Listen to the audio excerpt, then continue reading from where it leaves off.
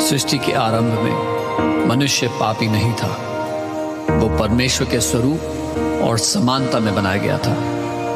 लेकिन जब पाप ने प्रवेश किया तो सिर्फ मनुष्य के काम ही नहीं, उसकी पहचान भी बिगड़ गई और पाप उसके स्वभाव में आ गया। मनुष्य चाहे जो भी यत्न क्यों ना कर लेता, वो उस स्वभाव से पापी ही रहता और कुछ भी करके उस पाप के स्वभाव से उसे मुक्ति नहीं मिल सकती थी। इसीलिए मानव जाति को एक उद्धारकर्ता की आवश्यकता थी जो उसे पाप के स्वभाव से मोक्ष दे सके। तब परमेश्वर ने स्वयं ही एक मनुष्य का रूप धारण किया, निष्पाप और निष्कलंक जीवन को सब मनुष्यों के लिए क्रूस पर बलिदान किया, ताकि वो अपना स्वभाव मनुष्य जाति को दे सके।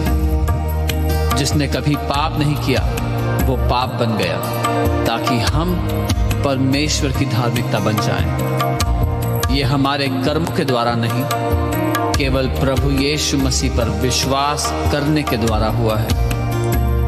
हमारे सारे अच्छे कर्म परमेश्वर के सामने फटे पुराने चिथड़े हैं, लेकिन प्रभु यीशु मसीह के एक क्रूस के बलिदान ने हमें हमेशा के लिए पूरी तरह धर्मी बना दिया।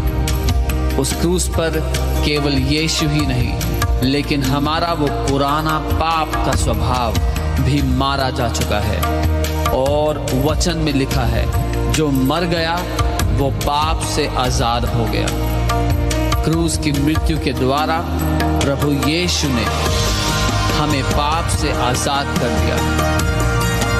जब वो मुर्दों में से जी उठा तो उसने हमें भी एक नया जीवन दिया। अब हम पाप के दासत्व में नहीं रहे, अब हम परमेश्वर की निज संतान बन गए हैं। जितनों ने यीशु पर विश्वास किया उन्हें परमेश्वर ने अपनी संतान होने का अधिकार दिया है और एक नई पहचान हमें विरासत में मिली है।